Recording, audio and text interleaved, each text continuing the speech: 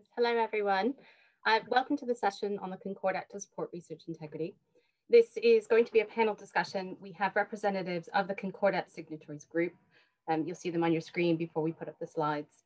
So as you know, the Concordat was updated in 2019, and as a group, the signatories worked together to both raise the profile of the Concordat and the updates, as well as to forward work on the commitments. So I'm really delighted, though, to be able to say that we now have 3 new signatories: Cancer Research UK, Guild HE Research, and the British Academy all recently joined the signatory group.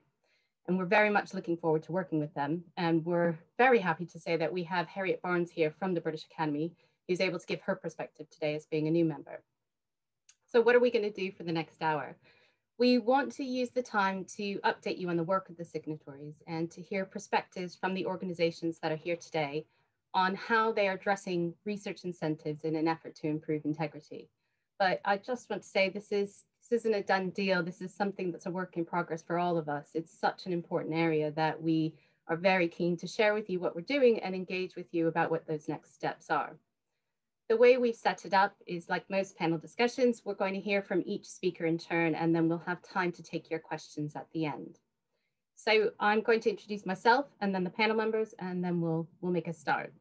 As James said, my name is Rebecca Veach. I'm the head of research integrity at UK Research and Innovation. I'm joined today by Dan Wake. I can see most of them on the line. Dan is a policy manager at Universities UK. UUK has a strong role in the Concordats, and we're really grateful for Dan's vested interest in helping the signatories to work on the commitments. We are then going to hear from Bella Hughes.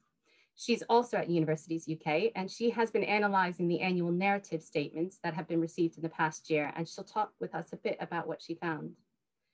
At that point, we're going to move on to perspectives from the signatories. And as I said, we have Harriet Barnes, who's the head of policy at the British Academy. And I've been fortunate enough to know Harriet for a number of years, and we worked together when I was at the Royal Society. So I'm delighted that they're now a signatory, and I'm looking forward to hearing about what this means to them to be a member. And finally, we will hear from Neil Jacobs, who's a research integrity lead at UK Research and Innovation. We work quite closely together, as you'd imagine, and you'll note that he has quite a lot of experience in this area and a lot of passion for research integrity, and specifically for working with stakeholders in areas like reproducibility. So if I can, I am going to turn over to Dan. Dan, can I ask you to turn on your camera and your mic? I will silence myself. And Bella, I think you'll be responsible for the slides. Thank you. All right. Thanks very much, Rebecca, and good afternoon, everyone. So yes, as Rebecca mentioned, I'm Dan Wake. I'm the relatively new policy manager at Universities UK for research policy. So for those who don't know, UK is a membership organisation of 140 universities in England, Scotland, Wales and Northern Ireland. And we're one of the signatories to the Concordat to support research integrity. And Bella, would you mind moving to the next slide, please? Great, so this is what I'm going to run through during my presentation. So I'll start with the Concordat itself. I'm sure lots of you are familiar, but it's worth providing a bit of background. Then I'll discuss the rationale for some recent revisions to the Concordat and the timeline involved with that. Then I'll summarise some of the changes that resulted from that revision, and I'll end on something a bit more forward-thinking in terms of our thoughts on developing a continuous improvement cycle. So the idea that the work very much doesn't stop here, as Rebecca implied. Next slide, please, Bella. So I'd like to update you on the revisions made to the Concordat. So we actually published the latest version of the Concordat in October 2019. Clearly a lot has happened since then. So it would be helpful to run through the changes and what it means for the Concordat and for colleagues as well.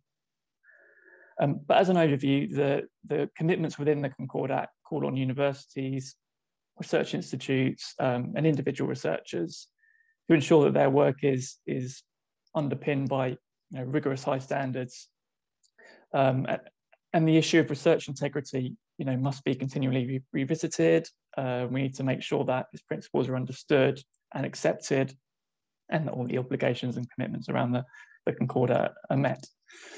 So the original Concordat was published back in 2012. It was designed and co-developed by UUK and the funding councils. to provide a bit of a national framework for good research conduct and its governance.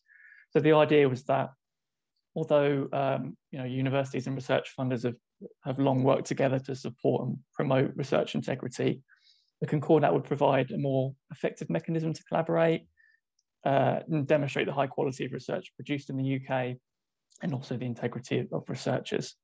So essentially it outlines a shared commitment that supporting the production of research founded on rigor, integrity and excellence should remain an absolute priority. And it's kind of a process of demonstrating more effectively that we're taking our responsibilities seriously. What is also important though is that the Concordat scene is being developed by the sector, being owned by the sector and being implemented by the sector. That is, researchers, employers of researchers and funders of research. This isn't a UK-owned document, it's a sector commitment.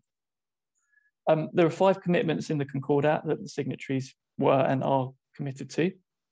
The ways in which researchers, employers and researchers and funders of research are expected to meet these commitments are set out in the relevant sections of the Concordat.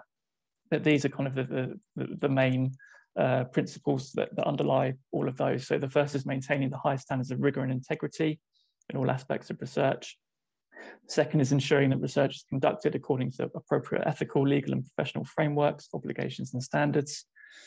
The third is supporting a research environment that's underpinned by a culture of integrity and based on good governance, best practice and support for the development of researchers. The fourth is using transparent, robust and fair processes to deal with allegations of research misconduct should they arise. And then finally, it's about working together to strengthen the integrity of research and to reviewing progress regularly and openly. Next slide, please, Bella. Thank you. So the Concordat's become known by the sector as an important framework for further strengthening the integrity of research. But in 2018, the Science and Technology Committee had a look at this Concordat and recommended essentially that it could be enhanced. So firstly, it needed to make the requirements of stakeholders clearer. And secondly, there needed to be a process for the sector to demonstrate full take-up of the Concordat. So we reconvened as signatories, and in 2019, we engaged with the sector on proposed changes. We sent out the revised Concordat for consultation from February 2019 to April 2019. We received over 100 responses to that consultation with responses from higher education institutions, the wider sector and member organisations, but also individuals such as researchers and doctoral students. Overall, it seemed that respondents were positive about the changes that we'd made. A majority kind of suggested they felt that the expectations set out were clear and proportionate for the range and type and size of institutions. And then we published the updated Concordat in October 2019. Bella, can you move to the next slide, please? Thank you. The 5 core commitments outlined in the 2012 version remain the same in the revised document, but we did quite a bit of work to tighten and strengthen the language and add in a bit more detail, just to make our expectations for how to adhere to the document clearer, particularly for the 3 key audiences of this, which are researchers, funders of researchers, and employers of researchers. So in terms of the changes, well, first we kind of added a piece around accountability as a core element that should comprise research integrity practice alongside the other values of honesty, care and respect, transparency and open communication and rigor that were set out in the first document. So we included this basically after finding that in our consultation that respondents wanted the new Concordat to be sort of upheld as part of a culture of wider responsibility and accountability. So the idea that those involved in the research process take ownership of their own role in upholding the expectations of the Concordat. And we also wanted a culture which allows individuals to understand that they will be held to account if their behaviour essentially falls short of the standards set. Secondly, in the draft document that went out for consultation, the third commitment, which is sort of embedded in a culture of research integrity, had outlined the expectation that employers and researchers should offer mandatory training for research integrity and ethics. So we ended up removing the word mandatory because there were some concerns that the expectation doesn't really reflect operational realities, particularly the challenge of enforcing or evidencing participation in training for some parts of the community. But having said that, we're still very clear that we see the offer of robust, high quality training on research integrity and ethics as a really important part of employers and researchers. And we expect to see organisations reporting on their training offer as part of their annual statements. And then the final change I'd like to highlight is linked to those first two. So we've added in more details about how we see kind of researchers as having responsibility for meeting the expectations. So under the third commitment, for example, which references the support for the development of researchers, we added an expectation that researchers should proactively engage with training and development opportunities and collaborate with one another to maintain a research environment that upholds that research integrity. So that kind of addressed a concern raised by some respondents that the revised documents seem to contain fewer examples and clarity around how the commitments related to researchers. But in practice, we don't see these changes to be, a major change for research organisations. We'd hope that they would have been developing research integrity practice already since back in 2012 and before, including appropriate training and procedures for dealing with any misconduct.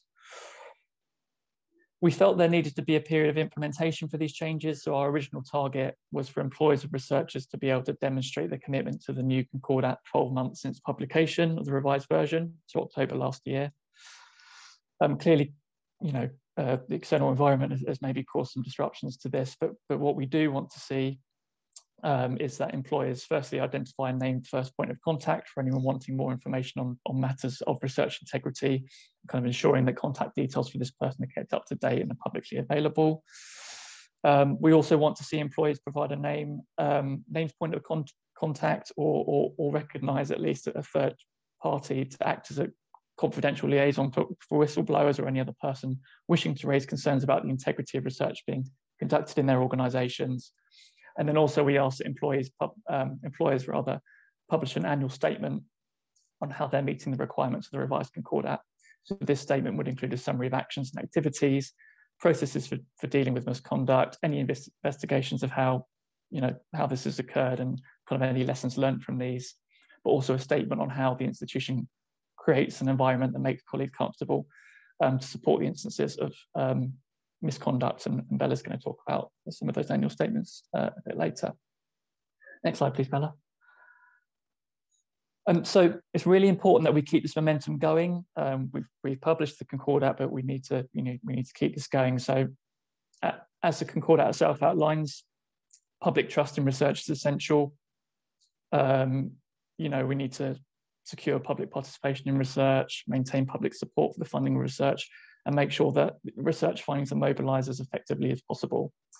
So signatories of the Concordat, so UK and others, also have a clear role to play here.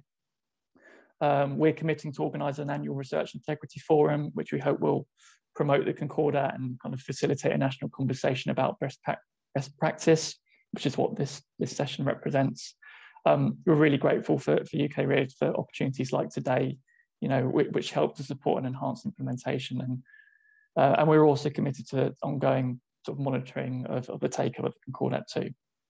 But as signatories, we've been thinking about ways to demonstrate progress and ensure that we're seeing improvement. So to promote this, to promote the adoption of the Concordat, we're considering the development of a continual improvement cycle, if you like. So the first step outlined here is for organisations to publish those annual statements. And clearly this is happening already, and as I say, Bella will be able to share more about some of those observations that are coming through. But we need to do more also to demonstrate that these annual statements are available, which might include some sort of central hub to access these. And from there, we can take a look at good practice and lessons from elsewhere. We can review progress in implementing the Concordat, provide guidance on what makes a good annual statement, but also maybe provide more clarity on what statements will be used for, which is to demonstrate and support improvement. The third process would be to adopt good practices locally, and then kind of through that, support activities to enable sharing of good practice, also provide safe places to share lessons where there are challenges. And then finally, we need to be able to reflect on progress and next steps. So that would include support for sharing reflections, supporting good practice in reflection, but also assessing local successes and kind of learning lessons from those. This all sounds quite ambitious, but we're really keen to highlight the good work that's already happening across the sector, and also to outline the sector's continued commitment, but also to outline the continued commitment to improve as well. And crucially, that's where we're going to need to work with you and colleagues across the sector to achieve that. But that's everything from me. Thanks very much. Thank you, Dan. That set us up very nicely. It was a great overview. Bella, I'm going to turn it over to you to talk about the annual narrative statements and what you found in your review. Great, thank you, Rebecca. Good afternoon, my name's Isabella Hughes, and I'm just going to give you a 10-minute summary of a project I undertook in January this year on the research integrity Concordat reporting requirements. So in the next 10 minutes, I'll just take you through the process of my project, some response rates, some general thoughts on the reporting requirements, and some statement evaluation. For the process, so as Dan has kind of already touched on, the revised 2019 Concordat had a 12-month implementation period. And in October last year, employers of researchers were asked to demonstrate their commitment to this revised Concordat. And they were asked to do this by emailing the RI Secretariat account directly with 3 key points of information: the presence of a named contact for research integrity matters, a whistleblower contact, and also the presence of an annual statement. So I looked to see if each piece of information had been given, and I also went on to do some content analysis of 43 randomly selected statements. So we had a response rate of 52%. Obviously, as you can imagine, there have been huge pressures with COVID, and there were quite a number of people requesting extensions. It is expected this would be much higher, but at that point, this is what it was. And of those that did respond, 92% had provided a statement, 93% a named contact, and 88% a whistleblower contact. Some general thoughts around the reporting requirements. Obviously, last year was an extraordinary year in terms of COVID-19, so there was some clear struggles around this to be able to meet certain deadlines, but also timing of statements was also sometimes difficult in terms of governing body approval. The location of information. So when I was doing my project, I was checking emails, but also looking at research integrity websites of different institutions, and also looking within the statements. And the whistleblower contact may have seemed the lowest on the other slide, but it's worth noting that the contact often there was the presence of a policy relating to issues of misconduct, but the contact wasn't necessarily as obvious as the named contact. So moving on to the statements. So the statements tended to come into 2 structures they would follow. So the first would be around following the Concordat commitments themselves in turn. So an institution would go through to show how they've met each commitment. And then the second structure, which was popular, was following the structure of the statement as is set out in Commitment 5. And these statements in particular tended to kind of move beyond whether just highlighting policy to talk more about those finer details as set out in Commitment 5 around maybe what the institution has learned from any cases of misconduct, or how they go about creating and embedding a research environment where people feel comfortable to report instances of misconduct. And the majority of statements did follow the second point, but it was interesting to see the difference in the finer points that came out depending on the structure of the statements. The period covered in the statements also differed. So for example, some institutions covered the calendar year 2019, whereas others covered the academic year 2019-2020. And this led to interesting changes. For example, those that followed the calendar year maybe had more focus around summer activity, whether that was policy review during the summer or how postgraduate researchers were receiving training during the summer period. Whereas the academic year tended to lean more towards how events, a calendar was structured throughout the year. And finally, the location of the statement. So it was interesting to see how different institutions provided information around the statement. It was particularly nice to see that a lot of institutions provided a backlog of statements. So you could go to their research integrity websites and find statements from previous years. And this gave a really nice ability to kind of see how research integrity had been included within the institution building and the different years. For the statement information, I just wanted to talk around some actually areas of good practice and some examples of what's going on in different institutions. So as I mentioned before, statements tended to follow these two different structures. And in Commitment 5, it asks employers of researchers to talk about any actions they've undertaken or activities undertaken to strengthen the role of research integrity across the institution. And this was a particular strength of statements because it moved beyond kind of the impacts of policy to look at how policy or events were operating for researchers at different levels. It also kind of brought to life the autonomy of different institutions, how they undertook activities differently or addressed different themes. So for example, it was great to see the presence of research integrity champions being introduced or research integrity offices. For example, there was a case where a research integrity office was logging inquiries relating to research integrity to kind of get a sense of the reoccurring themes that were being asked or general questions that were being asked so that they could be then addressed in future training. There were lots of different instances of events. So there were research integrity consortiums, research integrity forums, or ad hoc events. And as you can imagine, these obviously covered a range of different topics, whether that was harassment and bullying, or there was an interesting forum on controversial research. Another statement which kind of stood out was within the appendices, there was a case study of how research integrity had been implemented at departmental level. So whether that was through a staff survey to ask questions around equality and diversity, or how training was being implemented, or at a leadership level in terms of having a research integrity advisor at the department level. Another strong element of the statements was the ability to talk about future plans. For example, it offered a really great opportunity to say, this is where we are in this year, this is where we're hoping to go. Or if maybe they hadn't been able to run the kind of events they had wanted to run, they were able to say, in the next calendar year, we're hoping to build on this by doing this. Or if there were big things coming up in terms of restructuring. This comes back to the point of the difference in structures and being able to kind of really kind of bring in those finer points of how research integrity is being integrated into the institution.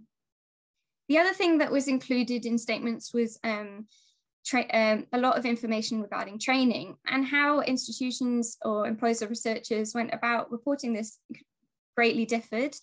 But the kind of things that were covered were what training was being provided, how many, there were some interesting instances of giving examples of how many actually attended the training. There were some instances of training clearly becoming more mandatory as the years were going by. And also differences in terms of who's running the training. So for example, is it the library undertaking training on data management or preventing fraud? In terms of what training is covered, there was a really interesting instance of where research integrity module had been included at master's level to help postgraduate researchers move into that becoming a doctoral supervisor. And there was other really useful examples of a survey of how helpful the training was to kind of give the employer a better understanding of what researchers took from that training and what more they maybe wanted from that training. The misconduct elements of the statements, again, were very interesting. There was a huge range in terms of how institutions reported instances of misconduct, whether this was large tables pertaining to how many instances they had or the different types of misconduct investigations they were undergoing. There were instances of statements that drew on data from earlier years and talked about what they had learned. This again feeds into the structure point I was making before, and obviously those who are kind of responding to the Commitment 5 kind of took this misconduct section a bit further, talking about reflection of investigations and maybe how they'd handle something differently. Or there were some really great examples of how the institution was working to embed a research environment which people feel comfortable to report instances of misconduct, in particular focusing on well-being workshops or how they could review policy on bullying and harassment. Obviously, it's been, as I've mentioned before, a critical year in terms of COVID-19. And it was interesting to see instances where COVID-19 was mentioned within the statements. And just to give you a few highlights, it was interesting to see how obviously most institutions had moved ethical training online or had to rethink ethical and safety policy of on-campus research or online research. And there were instances where employers had to move their IT sharing online and had reflected that this had actually strengthened research integrity on campus as more people at different departments were able to engage with it. As you can see on the slide, only 30% of statements actually reference COVID-19, but it will be really interesting to see in the next year with the next statements coming in, what topics are kind of touched on in regards to that. So that's just a flavour of the project I undertook, and thank you for listening. Thank you, Bella. That was great. Really interesting to hear about the work highlighted in the statement and what's going on at the university level. We're now going to turn to hearing some perspectives from the Concordat signatories. Harriet, I think you're coming on next, and I will mute myself so we can listen to Harriet talk about the British Academy. Thank you very much, Rebecca, and thank you, Bella, for that was a really interesting oversight of the statements. And I'm really pleased to be here today to be speaking as a representative of one of the 3 new signatories, as Rebecca mentioned at the start, who've recently become signatories to the Concordat. For those of you who aren't familiar with the British Academy, we're the National Academy for the Humanities and Social Sciences in the UK, and our role is to mobilise these disciplines to understand the world and shape a brighter future. And we do that by investing in researchers and projects across the UK and overseas, engaging the public with fresh thinking and debates, and bringing together scholars, government, business and civil society to influence policy for the benefit of everyone. And I think it's important to note that we're often known within the research community as a funder of researchers, but we do have a role that sits much beyond that in representing our disciplines, and also as a body of fellows elected for excellence in research in our disciplines. So the Academy was a supporter of the first 2012 version of the Concordat. And when that category of supporter was removed in the 2019 revision in order to simplify and clarify how the Concordat was meant to operate, the Academy indicated that we would be interested in becoming a full signatory and taking on the responsibilities that came with that. For the Academy, we welcome the Concordat and think the sector-wide approach that it's brought is a real strength of the UK sector. We view the Concordat as an important tool in creating research cultures which value integrity and in which misconduct is seen as unacceptable. And we believe the Concordat approach enables an approach to research integrity that's sector-owned. And our willingness and interest in becoming a signatory very much builds on that idea of sector ownership, to help demonstrate that the Concordat is valued and the research integrity is seen as important across the full breadth of the sector by having support from organisations like ours as a National Academy, where we have a responsibility to show leadership on some issues like this, and also to show that there is concern about or interest in research integrity across the full discipline range. And it's that latter point, it is perhaps a crucial one for our motivation in being interested in becoming a signatory, because research integrity does matter in the humanities and social sciences, although it's often easily overlooked when the high profile cases focus on medical or other scientific research. Obviously, disciplines are a spectrum, so some of the areas within our remit, the questions of research integrity are probably quite similar to those from across much of the sciences, medicines and technology. Lab-based psychology, for example, or social or educational research that involves human participants, or the wide range of our disciplines that involve processing data. But research integrity is also relevant in what you might call perhaps text-based disciplines like history or philosophy or English, but it just looks rather different or might have a rather different emphasis, perhaps being rather more about attribution or full and accurate use of other sources.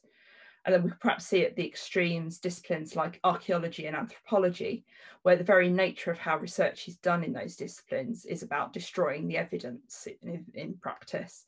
And what does that mean for acting in a way that is has integrity and enables research which can't be replicated to be used in future? So by becoming a signatory to the Concordat, the Academy wants to signal that we think research into these issues do matter and that we need to understand integrity broadly and think about its implications in that broad sense. And one other just minor point to mention that is perhaps particularly distinctive to the disciplines within the Academy's remit is that it's possible in these disciplines to work as an independent researcher without a sort of institutional structure or being employed by a research institution, since many of our areas of research can be done without much physical infrastructure around them. And the Academy itself is a funder of quite a number of independent scholars of this type. So we have a particular consideration for thinking about how we can operationalise research integrity processes where there aren't those frameworks and structures of governance within an institution.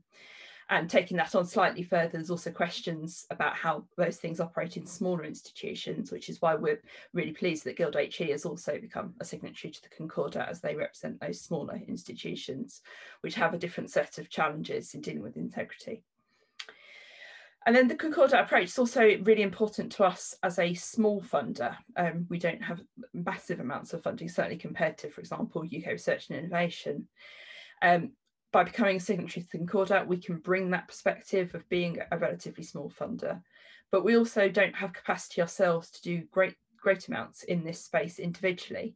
But the Concordat gives us the opportunity to work with others to support best practice across the whole sector. So we look forward to working with the other signatories on the annual forum and the summary and annual narrative statement in the future.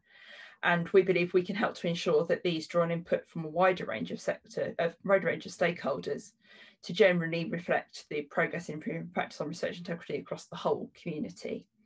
And one area we'd perhaps be particularly keen to explore in the future is what it means to work in an interdisciplinary way where different research communities have different ideas of research integrity, practice and expectations. Having said that, though, it's also important to note the Concordat acknowledges the autonomy of both employers of researchers and of funders to act in a way which is appropriate to their context.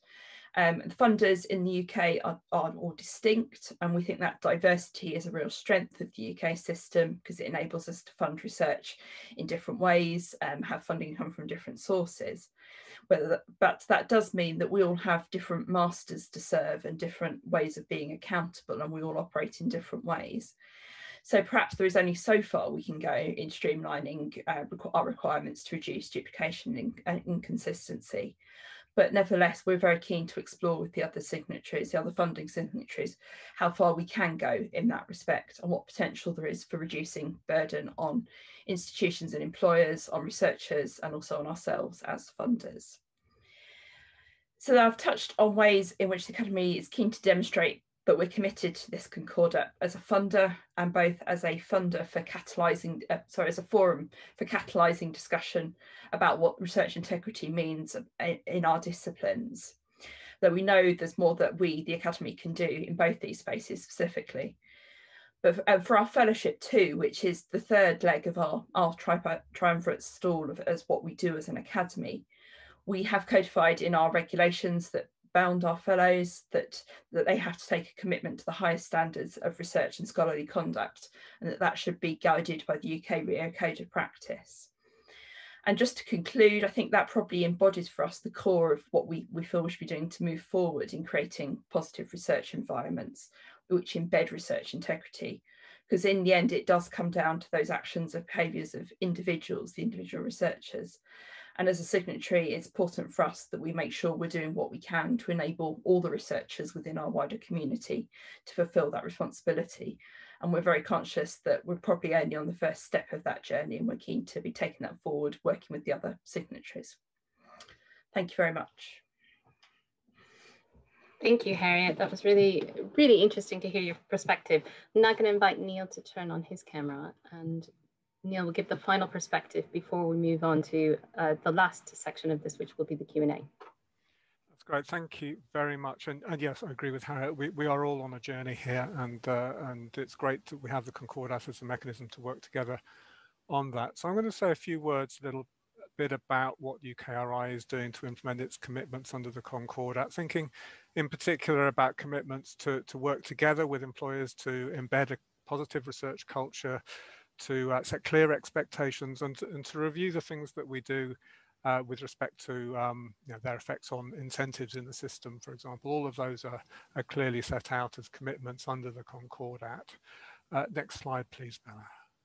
So you'll have heard from Professor Leyser this morning about UKRI, so I won't repeat too much about that, but just to note our mission here is really to convene the sector and the research system more widely, to catalyse improvements, and of course, as a major research funder, to invest in research. And the aim here is to build a thriving and inclusive research and innovation system that creates, that connects discovery to prosperity and public good. Next slide, please. So what do we mean by a thriving and inclusive research and innovation system? Because I think a systems view is really what we need to take here. And these are some of the elements that I think go into this system. And of course, they all interrelate with each other: inclusion, diversity, public engagement, talent and skills. And these in fact reflect some of the teams that we have within UKRI to address some of these aspects of the wider research system. And some of you might be worried that that might imply a certain amount of silo working if we have separate teams working on integrity and talent and skills and open research. But I can assure you that we work extremely close together with all of the teams that are represented here at UKRI and other teams as well, to make sure that we're taking a coherent and joined up approach. Next slide, please. So one of the things that we did last year in response to a recommendation from the 2018 Science and Technology Committee report in the UK was commission a piece of work, and published indeed last year a piece of work into the impact of incentives on research integrity. And it's a very long and detailed report. It went, and many of you will have seen the results and read the report, I'm sure. And this summary slide really doesn't do it a great deal of justice, but it does give you a flavour, I think, of some of the factors in the system that are creating incentives for both high levels of research integrity and perhaps threats and compromises to research integrity. And you can see the positive factors there, lots of open research practices, interdisciplinary research mentioned already today, professional development and training, and leadership and management. Of course, we had an excellent presentation from Nadia Suleiman earlier today, which exemplified some of the leadership challenges and opportunities that we have in the sector, and those were strongly highlighted as important, an important factor in raising research integrity. But there are negative factors, of course, and the ways in which research is assessed in various sorts of ways, at individual levels, at organizational levels, using metrics in various sorts of ways, really came out very strongly as being a negative driver that were really led to potential threats to research integrity. But the highest factor, the factor that was cited most as a threat to research integrity, was incidents of bullying and harassment. And we have, of course, already heard and had discussion today about the really corrosive effect that has on research culture and on careers and people and on research integrity. So that's the sort of system view and the background to what I'm now going to talk about. Next slide, please, Bella, which is really what UKRI is doing to implement its commitments under the Concordat. And I'm going to talk about these very briefly under three headings, the three things that I said that UKRI did. We convene across the community, across the system. We're an investor, of course, and we try to catalyse improvements in the ways in which the research system works. So I'm not going to talk about all of these. I don't have time. We may come back to them under the Q&A, of course. But I did want to highlight one or two one or two real highlights for me, actually. So under convening the community, I wanted to mention the Early Career Researcher Forum, which our talent and skills team here at UKRI has set up earlier this year. It's now got about 3,000 or 4,000 early career researchers on it, and it's a fantastic opportunity for us to have conversations between UKRI and that community. We introduced ourselves as a research integrity team to that community earlier on this year, and really looking forward to having more and deeper conversations with early career researchers through that forum in the future. Other things I'll pull out from that column, if you like, is one is our support, and I'm really pleased about this, our financial support for the UK Reproducibility Network, which is an amazing organisation that has been set up by some really fantastic people and is doing some great things to support researchers and bring together researchers and publishers and funders and research managers and all those involved in the system, really to look at how we might improve research quality in various kinds of ways across different disciplines, different kinds of institutions and research settings, and how we might monitor and track progress on that. So very pleased to be supporting that.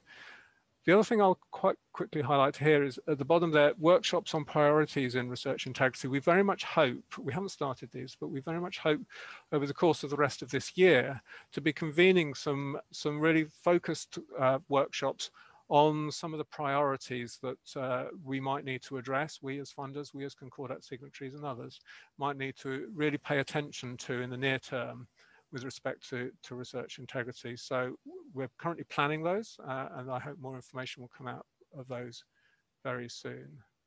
With respect to investing in high integrity, clearly UKRI is a big research funder and you'd expect us to be paying attention to the ways in which we invest taxpayers' money in research. So we have this year revised our principles. We have a set of principles on which we base peer review assessment and decision making with respect to project applications for project funding. And we've revised those this year so that they quite explicitly now reference the values of the Research Integrity Concordat of openness and transparency, rigor, honesty, care and respect, and accountability. So that's now at the heart of our decision making. The other thing I'll quickly pull out here is that we have a policy which is associated with our terms and conditions of grant, which focuses in particular on research integrity and the conduct of research. It's called our Governance of Good Research Conduct Policy, and we're revising that this year. This is part of a regular revision sequence, if you like, or pulse of revisions of our policies, really to take into account changes in practice where we think that we can set out clearer and better expectations with respect to how our, the environments in which our the research that we fund is undertaken. Under catalysing improvements, clearly providing evidence we hope will help catalyse improvements, and the landscape report that I've mentioned is one example of that. I would like to highlight the guidance that especially our research councils put out that are specific and really targeted and appropriate for particular disciplinary areas. So for example, the Biotechnology and Biological Research Council, BBSRC, puts out really detailed and in-depth and expert guidance on safeguarding good scientific practice in those disciplines. And similarly, the Medical Research Council, the MRC, has a lot of detailed guidance appropriate to the medical sciences on research integrity, rigor and reproducibility. And we pull all of that guidance together with more general guidance and our policies into something that we call the Good Research Resources Hub, which we launched last year, which really is a single point of entry for all the kind of guidance and policies that we have available as UKRI. We hope that will simplify the life of those looking for that kind of information. And I will just finish by noting that we are having internal conversations about initiating a new National Research Integrity Committee to really offer some drive and leadership in this area going forward. So that's all I wanted to say on this. I'm sure we'll have some interesting conversations during the Q&A, but I'll close for now. Thank you. Thank you, Neil. Bella, can I ask you to, you've already done it, thank you, and have everyone else join with their videos, please. And then I believe that James is going to join us to moderate the Q&A. Thank you, and thank you all of you for your very fascinating presentations. We have a number of questions in the chat or in the Q&A stream already, and we'll start with those, but please everyone do add questions as they occur to you. Okay, the first question was someone anonymous. One of the challenges with the new Concordat is understanding what level training should be in order to be compliant. Is there any further guidance on this or any comments? Dan, do you want to take that question first, please? Yeah, I can kick things off. I mean, I suppose in part of that would involve kind of assessing your organisation's needs. So, for example, the UKRIO self-assessment tool actually asks questions such as, you know, have you assessed the required level and kind of needs of your training and development? Ask questions about how it could be provided as well. I think it also asks questions such as, you know, whether you receive feedback from researchers on policies and associated systems and things like that. So from my perspective, I think it'd be good to kind of have those discussions internally, kind of use those as a bit of a starting point to think about what your training requirements are and kind of any evidence you can sort of present to us to show that those conversations have sort of taken place, I think would be a good place to start. Neil, did you have anything further you wanted to add from UKRI's perspective? I think Dan summarised it really well. Thank you. Thank you. Richie asks, with the consultation, do you feel the 100 respondents on the consultation represents a big enough portion of the sector to consider the Concordat to be having the impact that would be desired? I'll take this one as well. Yeah.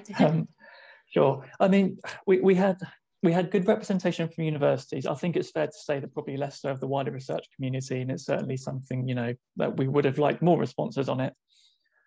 I suppose a response to that is that we're as signatories, we're committed to reviewing this Concordat on a regular basis. So although we kind of used the feedback we had last time around to kind of implement changes this time around, we're still going to be doing that. You know, we've committed to kind of reviewing it every 5 years.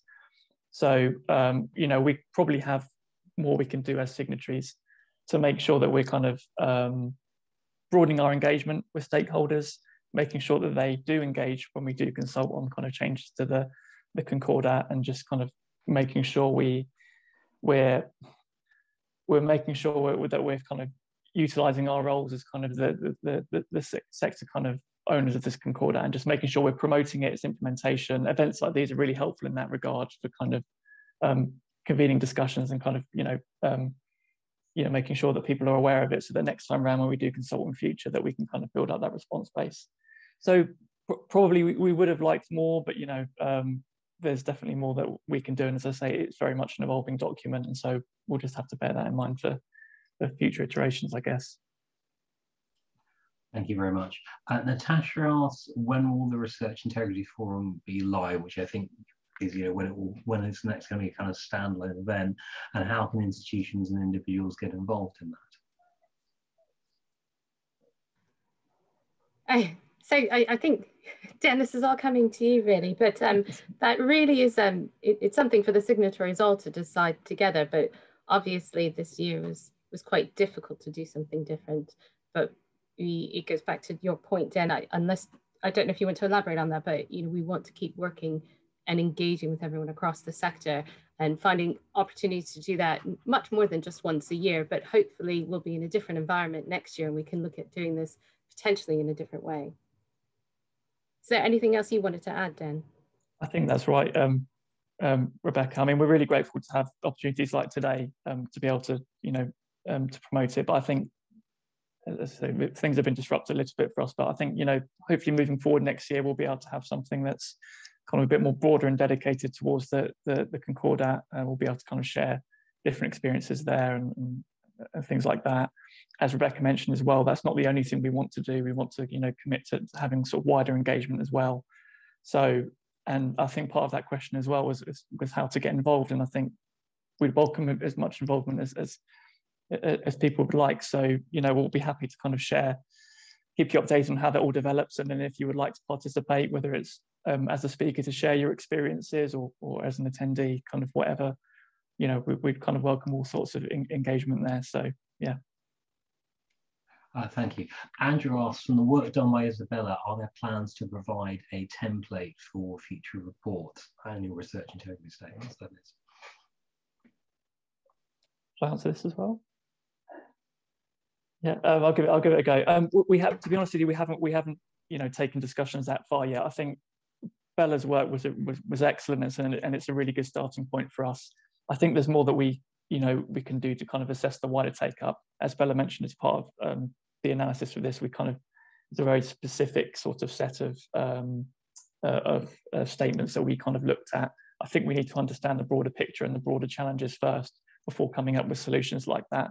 But yeah, I mean, it's something that we'd be open to if something that the sector would find helpful. But I think we probably need to do a bit more kind of research ourselves first before working out how we might take something like that forward. Thank you. Shall I go to the next question, Rebecca? Yes, please. Okay, right. Okay. We've got three kind of related questions from Richard Mallam. Firstly, he notes that there's kind of different strengths of requirements amongst individual Concordat signatories. For example, he gives the example UKRI assurance questionnaires now require employers to evidence the existence of mandatory training despite that not being included in the Concordat. So there's some kind of different sorts of disparities there. And also he's wondering if there's any light could be shed on the progress towards putting together the annual monitoring exercise that's been talked about, and sort of sharing of information between the signatories to reduce burdens on employers. Thank you. Neil, do you want to start with this one? Yeah, okay, thank you. Yeah, I think, I can't remember who said it earlier on, but one of the real strengths of the Concordat, I think, is that it does respect both the autonomy of research organisations and research funders. And, you know, as an expression of aspiration and a certain level of commitment, it's an excellent sort of way for us to come together. But you know, we are, as a group of signatories, likely to, you know, respond to the communities and the particular activities that we're funding and supporting in various sorts of ways, in slightly different ways that are appropriate to that. So yeah, UKRI does look for mandatory training. It's something we think is important, and you know, it is certainly consistent with the Concordat, and the Concordat signatories group gives us a forum to have conversations with other funders and others, you know, about whether or not we can be more consistent about our approaches to those things. I don't know if anybody else wants to comment on that before I move on to the second question. No? Okay. Yeah, that annual monitoring exercise question is good. And I think it really relates to what Dan was saying about our intention to think about a continual improvement cycle. It's something that we had an initial conversation about among the Concordat signatories a month or two ago, and we're going to come back to in a month or two's time. Clearly there's work for us to do there, and on that cycle. You're talking about then sharing information between assurance exercises, which I think is a slightly different thing, but it's certainly something that some funders do already. UKRI has agreements on that basis, and other funders do too. And you know, if we can do more in that way to reduce the burden on employers, then we would certainly want to look at that. Can I just add to that? Okay, just to say I think very much endorse that, everything that Neil said from the point of view, as I mentioned, that the Academy is a relatively small funder, and we would be creating burden for ourselves as well as conscious of the burden that institutions and researchers have. And so the opportunity for the Concordat signatories to discuss that and work out how we can make things simpler and refined would be really beneficial from our perspective as well. Thank you. Sia comes in with a comment, I think also a question, that the whole kind of research integrity structures described seems very complex, and is there a need for perhaps greater simplicity? And of course, that's, bear in mind there are lots of other Concordats and such out there. I know that some of you have been doing some work on kind of looking at the overall weight and amount and complexity of guidance and simplifying it. Could I quickly come back on that? Because I think that's a great point, actually, and it's something that lots of people are paying attention to at the moment, which is one of the reasons why we, as UKRI, have worked with Universities UK and the Wellcome Trust to launch a project this year, which will run till the end of October, to really look at sector concordats and similar kinds of agreements and statements and so on that imply some sort of burden or some sort of reporting by institutions, by employers, to see what is their coverage. Are there gaps? Are there overlaps between the coverage of these things? What is their adoption, and what is their impact? What is the effect, both beneficial effect and potentially burden? So we're hoping to collect evidence on that by about October this year. We're not going to draw conclusions or recommendations from that piece of work. What we want is a set of evidence that we can then use to inform sector-wide community conversations with the research community, but also with government. About this sort of thing, and where, in the medium to longer term, we can take some steps towards simplification, and possibly some steps in the shorter term too. Thank you very much. Okay, Catherine and Jagitha both asked questions related to the Concordat Signatories' work with publishers. Is there much collaboration with publishers and journals going on, perhaps via the Committee on Publication Ethics, because obviously editors and publishers can be aware and have to deal with a lot of problems. And Catherine added to that, are there any plans to involve them more sort of formally in how the Concordat is further developed and how it's implemented? Dan, I wondered if you had any thoughts about whether they have sought out information from the Concordat signatories through UK, and then turning to Neil, who I know has lots of thoughts about publishing and can elaborate on a little of that. Yeah, just briefly. I mean, I don't know. I'm not sure if there's been kind of any formal engagement or link up between kind of the signatories group and through any formal channels. But having said that, obviously UK kind of operates very closely in this space, and I think probably if it would be beneficial for us to kind of have those kind of clearer networks and kind of linking up between the two. I mean, that's something we could definitely think about and would be open to, but I think that's probably what I have to say on that. Yeah, I think that's right. I think it's important. I think publishers got a really important role and are playing a really important role here, both individually and through COPE, which is a fantastic organisation doing great work. We as UKRI have had some conversations with COPE about the relationship of their work to the work that we're hoping to pursue. We have more conversations to have on that, and I think bringing that into the context of the signatories group would be a really useful thing to do. So thank you for that. Thank you. Kirsten asked, there's been some mention of kind of sorry, I can't say it. Been speaking to already, making sort of making research integrity more sort of formal and part of the governance structures and the like. Is this still the end goal of the Concordat? If so, how do you envision it occurring in a way that doesn't treat research integrity as kind of a box-ticking process that mainly relates to audit requirements, funders' terms and conditions and the like? That is a very good question. I think everybody will probably want to come in, so I'm just going to sneak in quickly and say one of the things that we're so interested and concerned about, and apologies for my dog, is about the sense of co-ownership and co-responsibility across the sector. And it is so important to us both at UKRI and I think as the signatories as a group that we do that, and moving forward everyone feels a sense that this is a part of what they are doing, and both that's on an individual level and then on an institution level, whether that be the funders, the publishers, or the research institutions. Now, I know I've kind of cut in there, but would anyone else like to come in as well? I just again endorse what you said, Rebecca. I think that's a real strength of the Concordat approach, that it is a co-owned approach across the whole research community, and that part of the expectations on the signatories is to try and convene discussions of this type and give the opportunity for those kind of discussions. And certainly from the academy's point of view, and that's what I'm mentioning, that making sure that we cover all the disciplines, that we don't think we can just ignore research integrity in areas which don't do experiments or deal with data, for example. So I think for us that's a real strength, and say, of the Concordat approach.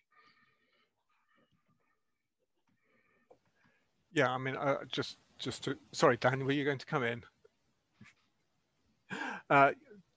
To endorse that, and I'm aware of time, that this really goes back to a lot of the things that Professor Leyser was saying this morning about the need to take a system-wide approach and the importance of creating a culture that provides psychological safety to all of those in the research community. And I don't think any, any box-ticking exercise can do that. Culture change is a very different kind of change than that. Yeah, and just, yeah, completely agree. And just to add, I think our focus kind of today, we've mentioned continuous improvement. I think kind of having that approach will make sure it goes beyond just a box ticking exercise, but just making sure we're kind of continuing to develop as a sector and not just ticking a box.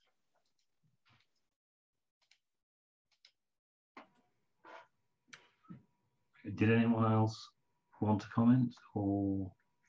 That last one, okay, brilliant. I think there's one final question, and this is tying in with lots of comments that we've had this morning about the cultural issues.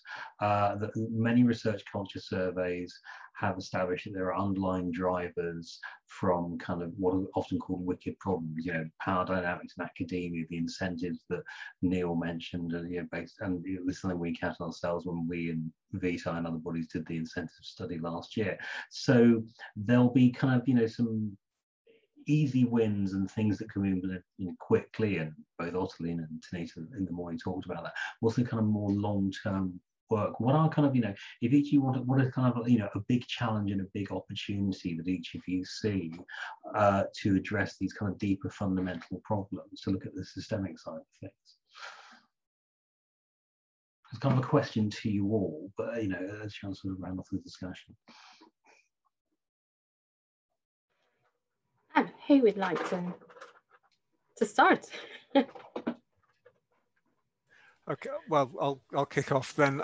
So it seems to me really important that we learn lessons from what's happened over the last year, both what the research community has achieved, which has been extraordinary, but the environment in which it's been working, which has been extraordinary in a rather different way, and the effects that on research integrity that have come out of that, both short-term and long-term effects, and some of the ways of working that we have developed, and the implications of those for the quality and integrity of the research in the UK. So I think my plea would be that we take this opportunity to really learn from what we've been through over the last year and make sure that we carry those lessons into the future. I perhaps take that on to a slightly bigger picture and reflect on the fact that we're facing an environment of strong support for research and innovation and growing funding, and thinking about what that means for how we work in a culture of integrity, and not just embracing extra money coming down the line, but thinking about using that in a way that is it has integrity behind it and is used appropriately, and learns on all the lessons and all the points about culture that we've been reflecting on as well. And so not just take the money and run, so to speak, but reflect on how we use that. Dan, any final comments from your perspective? Yeah, sure. I mean, just to kind of reiterate what Neil said, it has been a sort of a challenging year. Having said that, the principles to the Concordat remain, in terms of remaining transparent and reporting bad practice, ensuring appropriate frameworks are in place. I think as kind of has been mentioned, this is where it's really important to the idea of embedding a culture of research integrity. It is vital, in times such as COVID, where researchers have faced, disruption, changes to working patterns and environments. Kind of developing that culture, I guess, can ensure that organisations continue to adhere to these policies and processes in times of crisis, I guess, if you like. Just making sure that those mechanisms as well are in place for kind of providing support to researchers that are in need of assistance in times like these as well. But I think we have to do some more work as well as signatories to really understand what some of those challenges are. As Neil mentioned, kind of learn sort of best practice and how things have sort of happened over the last couple of years, and and kind of really come up with solutions and make sure we're ready for the future years. Thanks, Dan. So I just want to finish up quickly and say thank you to all the panelists for the work that you did in preparing and for the discussion today and what you talked with us about. And just for everyone listening in, thank you for spending the time with us today. We really wanted to use the forum to catalyze some discussion and talk about, what we need to work to do, what needs to be changed, what sort of support we can put in place. But ultimately, we want to do this all in collaboration across the sector. So we do hope that you'll be in touch through either the Concordat Signatories group or through our organizations individually, if there's anything further that you want to talk about or things that you think that we should be aware of, trends that you're seeing, anything like that. Thank you very much. And I hope you guys all have a good rest of the conference. Thank you, Rebecca and colleagues. It was a fascinating session, lots of interesting questions, and we look forward to working with all the organisations to help follow these up. UKRIO has been an observer on the Signatories group for some time. We've been heavily involved with both editions of the Concordat. And I kind of mention this to reinforce the fact that there are lots of organisations working in this space and more are getting involved all the time, but we all do talk to each other, and there's a great, I think, collective recognition that what the research community going beyond higher education needs is kind of clarity on this rather than sort of duplication of effort and people reinventing the wheel. So there's always been a sort of strong will to communicate and work together to learn from each other, and that's going to continue. Thank you all so much, and we look forward to joining the Research Integrity Forum next year, and it's sort of when it goes back to its standalone format. I'm sure it will be a great time.